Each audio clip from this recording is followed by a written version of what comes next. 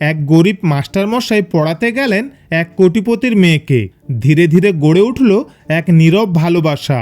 কিন্তু যখন মেয়ের বাবা তা জানতে পারলেন, তিনি অপমান করে ওই গরিব মাস্টারমশাইকে বাড়ি থেকে বের করে দিলেন। কিন্তু এরপর এমন কিছু ঘটল যা তিনি বাধ্য হলেন মেয়েকে ওই মাস্টারমশাইয়ের হাতে তুলে দিতে। কিন্তু কেন, কি এমন ঘটেছিল জানতে হলে আজকের গল্পটি একটু স্কিপ না করে শেষ পর্যন্ত দেখুন। সকালটা ছিল একটু ঠান্ডা, হালকা রোদ উঠেছে। বিজয় সাইকেল চালিয়ে যাচ্ছিল সাউথ সিটির পাশের এক রাজকীয় ফ্ল্যাটের দিকে। মাথায় ঘাম, কাঁধে বইয়ের ব্যাগ, ওর শার্টের বোতামগুলো কিছুটা ঢিলে, জুতোটা একটু ছেঁড়া হলেও পালিশ করা। ও একজন টিউশন শিক্ষক, পড়াতে পড়াতে নিজের পড়াশোনাও শেষ করেছে। এখন স্কুল চাকরির পরীক্ষা দেবে বলে প্রস্তুতি নিচ্ছে। সকাল বিকেল ঘুরে পড়িয়ে বেড়ায়। আজকে প্রথম দিন সে পড়াতে যাবে এক কোটিপতির বাড়ি। দরজা খুলতেই এক মহিলা চোখ তুলে তাকালেন। তুমি টিচার? জি, আমি বিজয়, কোয়েল ম্যামের টিউশনি। ভেতরে এসো, ওই ঘরটা কোয়েল আছে। ঘরের ভেতর ঢুকেই এক মিষ্টি গলায় ডাক শুনল, তুমি কি বাংলা পড়াতে পারো? আমি কিন্তু কিছুই বুঝি না। মেয়েটার নাম কোয়েল, চুল খোপা করা, কপালে হালকা একটা টিপ, দেখতে দারুণ সুন্দর, কিন্তু চোখে ভীষণ ক্লান্তি। চোখের গভীরে যেন লুকিয়ে আছে অনেক না বলা কথা। প্রথম দিনেই কথা বলার ভঙ্গিতে একটা আলাদা আপনত্ব ছিল। তবে আমি চুপচাপ থাকাই ভালো মনে করছিলাম। তবু এক সময় আর না পেরে একটু দ্বিধা নিয়ে জিজ্ঞেস করলাম, যিনি দরজা খুলেছিলেন উনি কে? কোয়েল মুখটা একটু নিচু করে বলল, উনি আমার সৎ মা। আমার যখন মাত্র 3 বছর বয়স, তখন মার এক জটিল অসুখ ধরা পড়ে। বাবা অনেক চেষ্টা করেও মাকে বাঁচাতে পারেননি। তারপর আমাকে দেখভালের জন্য বাবা আবার বিয়ে করেন। এটুকু বলেই কোয়েল থেমে গেল। চোখ দুটো ছলছল করছিল, তবুও সে কান্না আটকে রাখছিল। সেই ছোটবেলার সব আবেগ কেমন করে যেন গিলে ফেলেছে।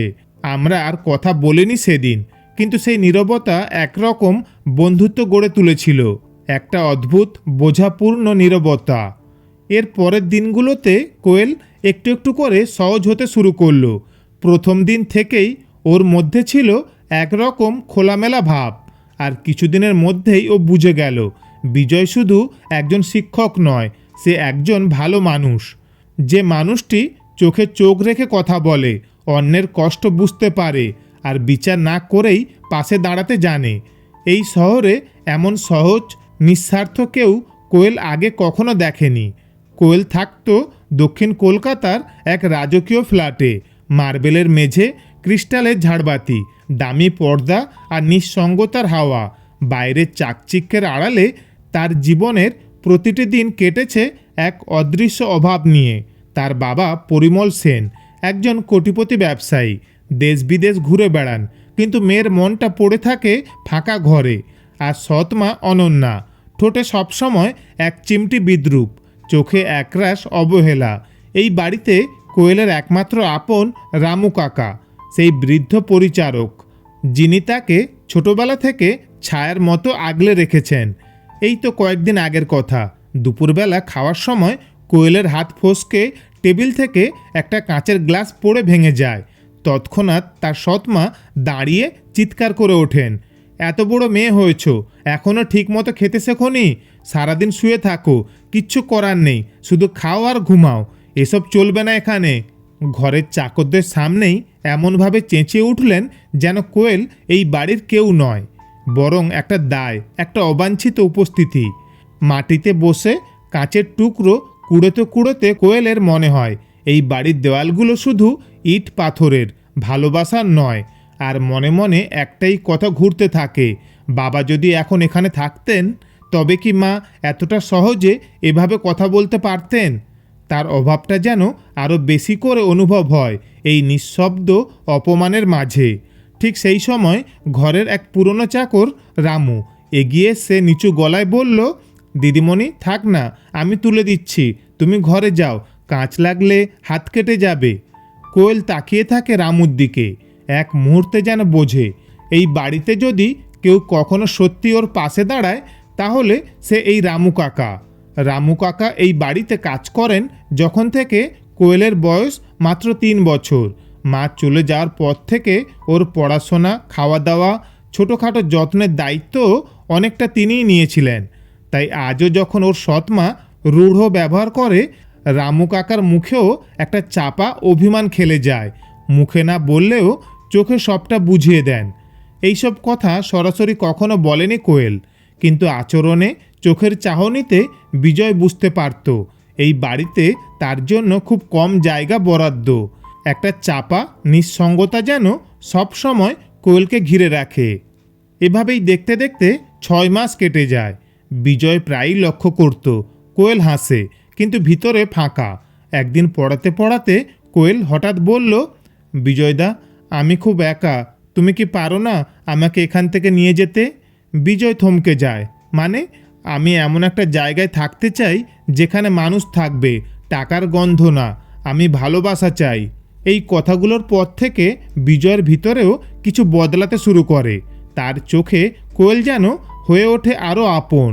কোয়েলও ধীরে ধীরে খোলামেলা হতে শুরু করে। এই নীরব বোঝাপড়ার সম্পর্কটা কেউ প্রকাশ্যে স্বীকার করে না, কিন্তু দুজনেই জানে তাদের মধ্যে কিছু একটা তৈরি হচ্ছে। তবে তাদের এই নীরব টানাপোড়েন হয়তো পুরোপুরি চাপা থাকেনি। অনন্যা, কোয়েলের সৎমা, যেন কিছু আঁচ করতে শুরু করে। সেই থেকে বিজয় যখনই পড়াতে আসে, তার চোখ যেন বিজয়ের গতিবিধি লক্ষ্য করে। কথাবার্তাও কেমন যেন ঠান্ডা অথচ তীক্ষ্ণ। কোয়েল মাঝে মাঝে টের পায় তার প্রতিটি হাসি, প্রতিটি দৃষ্টি এখন আর গোপন নয়, কেউ সেটা নজরে রাখছে। কয়েকদিনের মধ্যেই অনন্যা ফোন করে সব কথা বলেন তার স্বামী পরিমল সেনকে। তিনি তখন দেশের বাইরে। তার কথা সুর ছিল শান্ত, কিন্তু ভেতরে ছিল তীব্র অভিযোগ। তোমার মেয়ে টিউশনের নামে ঘরে কি চলছে জানো? তুমি ফিরলে নিজেই দেখো, আমি আর কিছু বলছি না। সপ্তাহখানেক পরই দেশে ফেরেন পরিমল সেন। ফিরেই বিজয়কে ডেকে পাঠান একেবারে সরাসরি। সেদিন বিকেলে কিছুটা ভয়ে গলা শুকিয়ে আসে বিজয়ের। সে পৌঁছায় কোয়েলের বাড়িতে। বসার ঘরে তখন পিন পড়লেও শব্দ শোনা যায়। চোখে মুখে থমথমে অভিব্যক্তি, যেন আগে থেকেই জানে আজ কোনো ভালো কিছু হবে না। সামনের সোফায় বসে আছেন পরিমল সেন। কালো পাঞ্জাবি, গম্ভীর মুখ, ঠোঁটের কোণে জমাট কঠোরতা। তার চোখে বিজয় যেন একটা অসুবিধা। পাশেই বসে কোয়েল, মাথা নিচু, কপালের পাশ দিয়ে কিছু চুল গড়িয়ে পড়েছে, কিন্তু চোখের দিকে তাকালেই বোঝা যায় ভিতরে ভয় জমে আছে। পেছনে দাঁড়িয়ে অনন্যা, হালকা শাড়ি, ঠোঁটে এক চিমটি তৃপ্তির হাসি, যেন নিজেরই লেখা কোনো স্ক্রিপ্ট এখন মঞ্চস্থ হচ্ছে। বিজয় এক চেয়ারে বসে, সামনেই পরিমল। তার মুখে অনিশ্চয়তা, কণ্ঠে জড়তা। হঠাৎই নীরবতা ভেঙে যায়। পরিমল চোখ সরিয়ে না দিয়েই জিজ্ঞেস করেন, তুমি মাসে কত রোজগার করো বিজয়? বিজয় থমকে যায়, একটু হকচকিয়ে গলা শুকিয়ে উত্তর দেয়, 8,000 টাকার মতো স্যার। পরিমল ভুরু কুঁচকে তাকালেন, ঠোঁটে একরকম চাপা অবজ্ঞা। তুমি ভাবছো একটা মাস্টারি করে 8,000 টাকায় সংসার চলবে? কোয়েল তো শুধু মাসে পার্লার আর অনলাইন শপিংয়েই 10-15 হাজার উড়িয়ে দেয়। তুমি কি সত্যি ভাবছো ওর জীবনের সঙ্গে তোমার হিসেব মেলে? আর তুমি 8,000 টাকা কামিয়ে স্বপ্ন দেখছো আমার মেয়েকে বিয়ে করার? বিজয় মাথা নিচু করে বসে থাকে। তোমার বাবা আমার এক সময়ের পরিচিত ছিল বলেই তোমাকে ঘরে ঢুকতে দিয়েছিলাম। তোমাকে ভেবেছিলাম একজন শিক্ষক, মানুষ না, সুযোগ সন্ধানী। সেটা বুঝতে পারিনি। অনন্যা তখন মুচকি হেসে চোখ টিপে কিছু ইশারা করে, যেন বললাম তো ভাব। পরিমল আবার বলেন, তুমি যা করছো সেটা ভালোবাসা না, এটা একরকম লোভ। আমার মেয়ের জন্য তুমি এক ফোঁটাও পারফেক্ট নও। এই কথা শুনে কোয়েল হঠাৎ মুখ তোলে, চোখের জল, তবু ঠোঁটে অনড় এক শক্তি। তার চোখ যেন বাবাকে বলে, বাবা আমি সত্যিই ভালো নেই, তুমি বুঝতে পারছো না কেন? সৎমা প্রতিদিন আমাকে যেভাবে অপমান করেন, তুমি কি কখনো সেটা টের পেয়েছো? ঘরে মুহূর্তে নিস্তব্ধতা নামে। পেছনে দাঁড়ানো অনন্যার মুখে তৃপ্তির হাসিটাও খানিকটা টলমল হয়ে ওঠে। বিজয় আস্তে নিজেকে সামলে নিয়ে বলে, স্যার আমি গরিব হতে পারি, কিন্তু মন থেকে কথা দিচ্ছি কোয়েলকে সবসময় সম্মান করব, ভালো রাখব।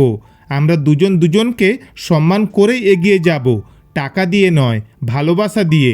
কথাটা শেষ করার আগেই পরিমল টেবিলে হাত মেরে উঠে দাঁড়ান, গলা চড়িয়ে চেঁচিয়ে ওঠেন, চুপ করো, তোমার এত সাহস হয় কি করে?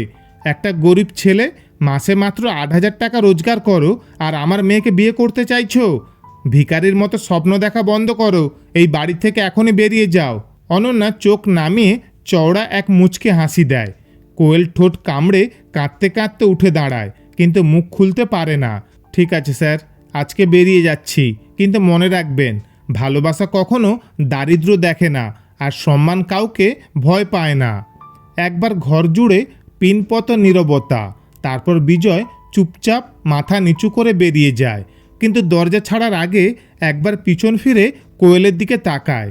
ওই এক দৃষ্টিতেই কথা হয়, আমি ফিরে আসব, কথা দিচ্ছি। এই কয়েকদিন কোয়েল কারোর সঙ্গে কথা বলছে না। বাইরে বেরোলে কিছু ছেলেরা টিটকারি করে ওঠে, এই যে কোটিপতির মেয়ে, গরিব মাস্টারমশাই প্রেমে পড়েছ, এক কাজ করো, আমাদের একজনকে বিয়ে করো না, গাড়িও দেব, সোনাও দেব। কোয়েল কিছু বলে না, মাথা নিচু করে বাড়ি ফিরে এসে বিছানার পাশে বসে থাকে। চোখ থেকে টপ টপ করে জল পড়ে, শুধু নিঃশব্দে গুমড়ে গুমড়ে ওঠে। এরপর রাতের বেলা পরিমল ব্যালকনিতে দাঁড়িয়ে আছেন।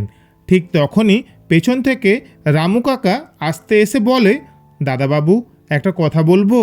পরিমল চমকে ঘুরে তাকান, কি রামু?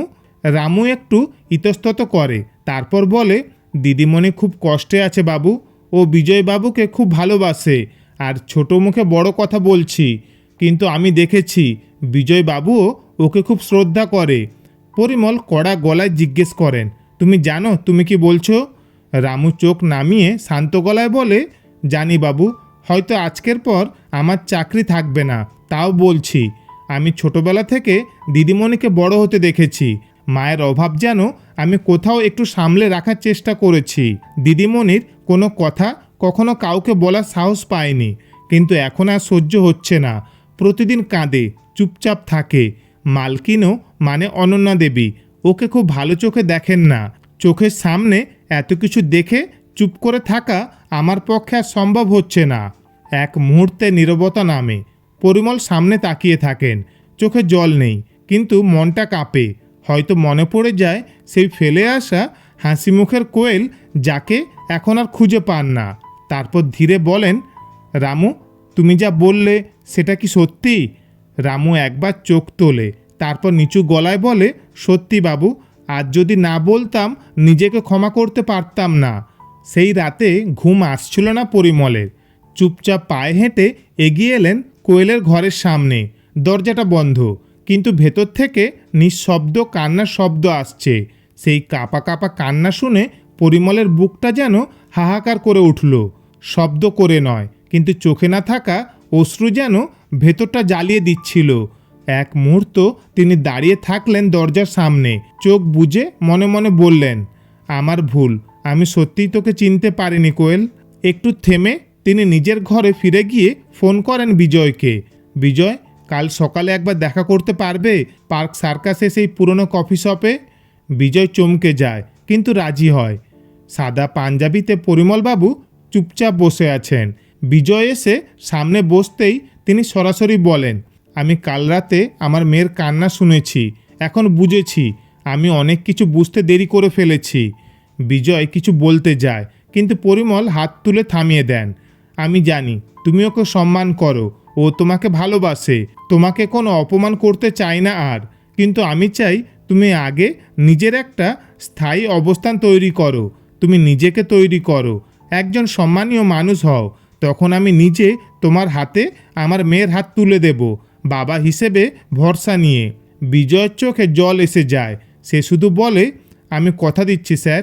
এরপর 2 বছর কেটে যায়। এই 2 বছর বিজয়ের জীবন ছিল কঠিন পরীক্ষার সময়। সকাল সন্ধ্যা পড়ানো, রাত জেগে পড়া, চাকরির পরীক্ষায় প্রস্তুতি। কোনো কিছুর অভাব ছিল না, শুধু পরিশ্রম আর জেদের। কোনোদিন হয়তো না খেয়ে থেকেছে, কিন্তু স্বপ্নটাকে কখনো না বলেনি। এদিকে দুপুরের ছুটির ঘন্টা পড়েছে। মাঠে মেয়েরা খেলছে, কোথাও গানের চর্চা চলছে। স্কুলের বারান্দায় দাঁড়িয়ে আছেন বাংলা বিভাগের সহকারী শিক্ষক বিজয় চ্যাটার্জি। সাদা পাঞ্জাবি, পরিপাটি চেহারা, হাঁটার ভঙ্গিতে এখন আত্মবিশ্বাস, সেই আগের ছেলেটা নেই আর। সেই বিজয় এখন শুধু একজন শিক্ষক নন, জেলার শ্রেষ্ঠ তরুণ শিক্ষক হিসেবে রাজ্য সরকার কর্তৃক পুরস্কৃত একজন সম্মানীয় মানুষ, যিনি দরিদ্রতা থেকে উঠে এসেও নিজের আত্মসম্মান বিসর্জন দেননি। হঠাৎ পেছন থেকে একজন বলে ওঠে, স্যার, আজ আপনার পুরস্কার বিতরণী অনুষ্ঠানে আপনার কেউ আসছে তো? বিজয় একটুখানি হেসে বলেন, আসবে হয়তো, জানি না ঠিক। অডিটোরিয়ামের বাইরে তখন বেশ ভিড়, ক্যামেরার ফ্ল্যাশ, রং বেরঙের ব্যানার, জেলার শ্রেষ্ঠ তরুণ শিক্ষকের ছবি ঝুলছে দেওয়ালে। ঠিক এমন সময় একখানা কালো গাড়ি এসে দাঁড়ায় অডিটোরিয়ামের সামনে। দরজা খুলে প্রথমে নামে একজন চালক, তারপর ধীরে নামেন পরিমল সেন, চোখে হালকা ঘোলা চশমা, হাতে মেয়ের হাত। কোয়েল পরিপাটি শাড়িতে, চোখে আজ এক অন্যরকম সাহস আর আত্মবিশ্বাসের আলো। তার পাশে ধীরে পা রাখে অনন্যা, মুখে এখন সেই চেনা কঠোরতা নেই। গত 2 বছরে অনেক কিছু বদলেছে এবং তিনিও তা মেনে নিয়েছেন। 3 জন একসঙ্গে অডিটোরিয়ামের ভিতরে প্রবেশ করেন। সামনের সারিতে তাদের জন্য রাখা চেয়ারে বসেন। পরিমল মাঝখানে, এক পাশে কোয়েল, আরেক পাশে অনন্যা। অনন্যা চুপচাপ বসে থাকেন, কিছু না বলে, কিন্তু চোখে দেখা যায় আজকের বিজয়কে তিনি মনের মধ্যে জায়গা দিতে শিখেছেন। অনুষ্ঠান শুরু হয়। একজন ঘোষক মাইক নিয়ে বলে ওঠেন, এই জেলার সরকারি বিদ্যালয়গুলোর মধ্যে সবচেয়ে নিষ্ঠাবান, ছাত্রছাত্রীদের সবচেয়ে প্রিয় এবং সফল এক তরুণ শিক্ষক বিজয় চ্যাটার্জি। আবেগে হাততালি পড়ে। বিজয় মঞ্চে ওঠেন, কিন্তু তার চোখ চলে যায় মঞ্চ পেরিয়ে সামনের সারিতে বসে থাকা কোয়েলের দিকে। তার চোখে জল নেই, কিন্তু এক অদ্ভুত দীপ্তি জ্বলে ওঠে মুখে। তিনি পুরস্কার গ্রহণ করেন, তারপর মাইকের সামনে দাঁড়িয়ে ধীরে বলেন, এই সম্মান শুধু আমার নয়, এটা তাদের যাদের চোখে ছিল স্বপ্ন কিন্তু গায়ে ছিল পুরনো জামা। এটা সেই বাবার, যিনি কন্যার নিঃশব্দ কান্না শুনে বদলে যেতে শেখেন। আর এটা এক মেয়ের, যে নিজের নিঃসঙ্গতা পেরিয়ে কাউকে মানুষ করে তোলার সাহস দেখিয়েছিল। অনুষ্ঠান শেষ হওয়ার পর পরিমল সেন বিজয়ের দিকে এগিয়ে আসে, তারপর বলে, বিজয়, আমি ভুল করেছিলাম। আজ বুঝতে পারছি তুমি শুধু আমার মেয়ের যোগ্য নও, তুমি আমার মেয়ের ভবিষ্যতের ভরসা। আমি আমার কোয়েলকে তোমার হাতে তুলে দিতে চাই বাবা হিসেবে। গর্ব নিয়ে জিজ্ঞেস করছি, তুমি কি আমার মেয়েকে বিয়ে করবে? বিজয়ের চোখ চিকচিক করে ওঠে। সে ধীরে মাথা ঝুঁকিয়ে বলে, এই সম্মানের চেয়ে বড় কিছু আমার জীবনে নেই স্যার। আমি কথা দিচ্ছি, ওর পাশে সারা জীবন থাকবো, সম্মান করব, ভালোবাসবো। এই কথা শুনে কোয়েল অবাক হয়ে বিজয়ের দিকে তাকায়। তার চোখে জল টলমল করে, কিন্তু ঠোঁটে ফুটে ওঠে এক নিঃশব্দ হাসি, যে হাসিতে লুকানো আছে বিশ্বাস, স্বস্তি আর দীর্ঘ অপেক্ষার পর এক চিলতে আশ্বাস। সে আস্তে সামনে এসে দাঁড়ায় বিজয়ের পাশে, কোনো কথা না বলে শুধু ওর হাতটা শক্ত করে ধরে। পাশে দাঁড়ানো অনন্যা কিছুক্ষণ চুপ করে থাকে, তার চোখে মুখে একটা দ্বন্দ্ব, একটা অপরাধ বোধ আর মেনে নেওয়ার গম্ভীরতা। অবশেষে কোয়েলের দিকে তাকিয়ে খুব ধীরে বলেন, তোমাকে ভালোবাসতে না পারা আমার সবচেয়ে বড় ভুল ছিল কোয়েল, কিন্তু যদি তুমি সুযোগ দাও আমি চেষ্টা করব সেটা ঠিক করতে।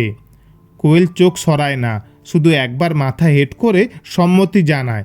মাঝে কোনো সংলাপ নেই, কিন্তু 4 জনের এই এক মুহূর্ত যেন বহু বছরের মান অভিমান গলে ফেলা এক নীরব প্রতিজ্ঞা। তো বন্ধুরা, গল্পটা তো শেষ করলাম, কিন্তু আমার মনে হচ্ছে শেষটা নিয়ে সবার মত একরকম হবে না। তোমাদের মনে কি প্রশ্ন উঠেছে নিচে কমেন্টে লিখে জানাও। কে ছিল এই গল্পে সত্যিকারের বীর? আর গল্পটি ভালো লেগে থাকলে লাইক, কমেন্ট ও শেয়ার করতে ভুলো না। আর আমাদের চ্যানেলে নতুন হয়ে থাকলে চ্যানেলটি সাবস্ক্রাইব করে পাশে থেকো। ধন্যবাদ, ভালো থাকবেন।